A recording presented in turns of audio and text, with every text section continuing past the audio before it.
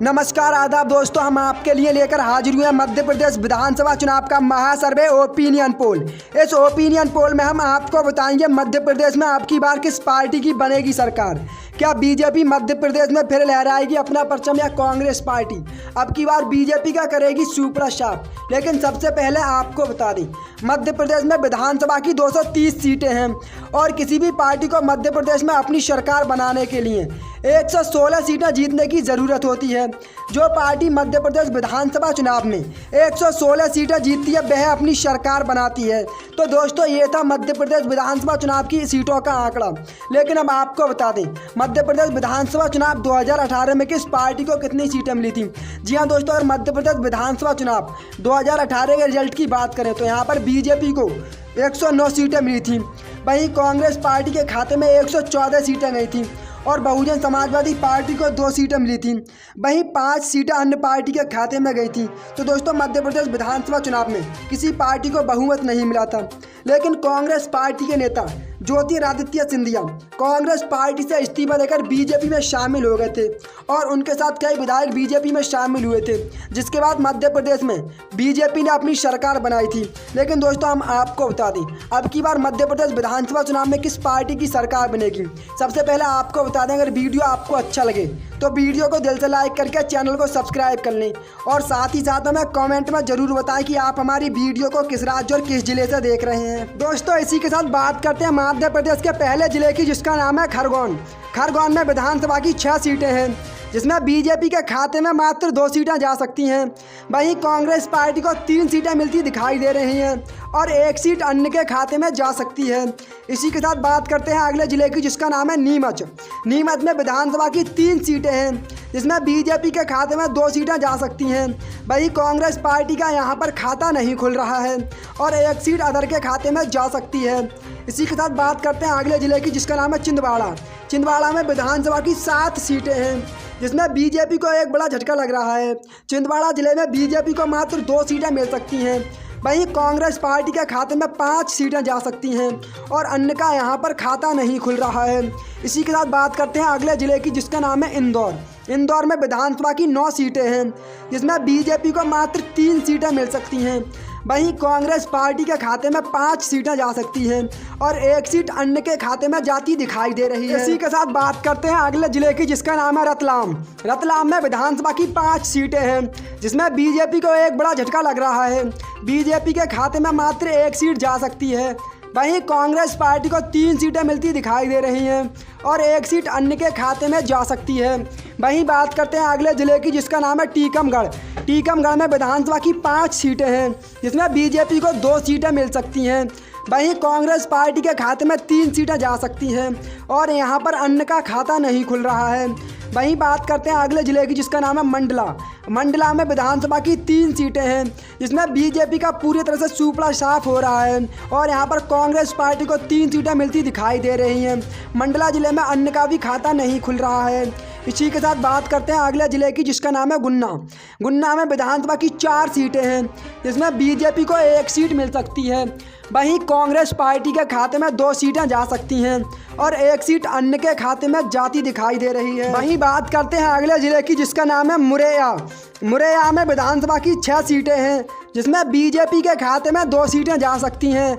वहीं कांग्रेस पार्टी को 4 सीटें मिलती दिखाई दे रही हैं और यहाँ पर अन्य का खाता नहीं खुल रहा है। इसी के साथ बात करते हैं अगले जिले की, जिसका नाम है विदिशा। विदिशा में विधानसभा की 5 सीटें हैं और यहाँ पर बीजेपी को एक बड़ा झटका लग रहा है। बीजेपी का यहाँ पर पूरी तरह से सुपड़ा साफ हो रहा है और कांग्रेस पार्टी को 4 सीटें मिलती दिखाई दे रही हैं। वहीं 1 सीट अन्य के खाते में जा सकती है। इसी के साथ चलते हैं अगले जिले की ओर, जिसका नाम है छतरपुर। छतरपुर में विधानसभा की 6 सीटें हैं, जिसमें बीजेपी के खाते में 2 सीटें जा सकती हैं।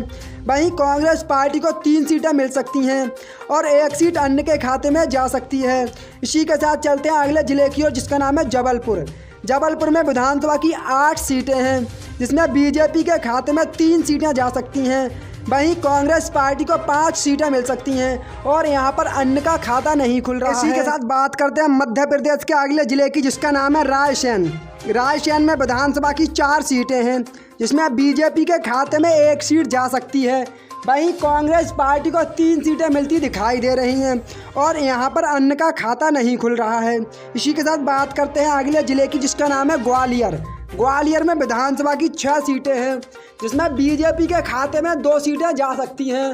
वहीं कांग्रेस पार्टी को 3 सीटें मिल सकती हैं और 1 सीट अन्य के खाते में जाती दिखाई दे रही है। इसी के साथ बात करते हैं अगले ज़िले की, जिसका नाम है कटनी। कटनी में विधानसभा की 4 सीटें हैं, जिसमें बीजेपी के खाते में 2 सीटें जा सकती हैं। वहीं 2 सीट कांग्रेस पार्टी के खाते में जाती दिखाई दे रही हैं और यहां पर अन्य का खाता नहीं खुल रहा है। इसी के साथ बात करते हैं अगले ज़िले की, जिसका नाम है सीहोर। सीहोर में विधानसभा की 4 सीटें हैं, जिसमें बीजेपी के खाते में 2 सीटें जा सकती हैं। वहीं 1 सीट कांग्रेस पार्टी के खाते में जा सकती है और 1 सीट अन्य के खाते में जाती दिखाई दे रही है। वहीं बात करते हैं अगले ज़िले की, जिसका नाम है सिवनी। सिवनी में विधानसभा की 4 सीटें हैं, जिसमें बीजेपी के खाते में मात्र 1 सीट जा सकती है। वहीं कांग्रेस पार्टी को 3 सीटें मिलती दिखाई दे रही हैं और यहां पर अन्य का खाता नहीं खुल रहा है। वहीं बात करते हैं अगले ज़िले की, जिसका नाम है देवरा। देवरा में विधानसभा की 5 सीटें हैं, जिसमें बीजेपी के खाते में 2 सीटें जा सकती हैं। वहीं कांग्रेस पार्टी को 3 सीटें मिलती दिखाई दे रही हैं और यहां पर भी अन्य का खाता नहीं खुल रहा है।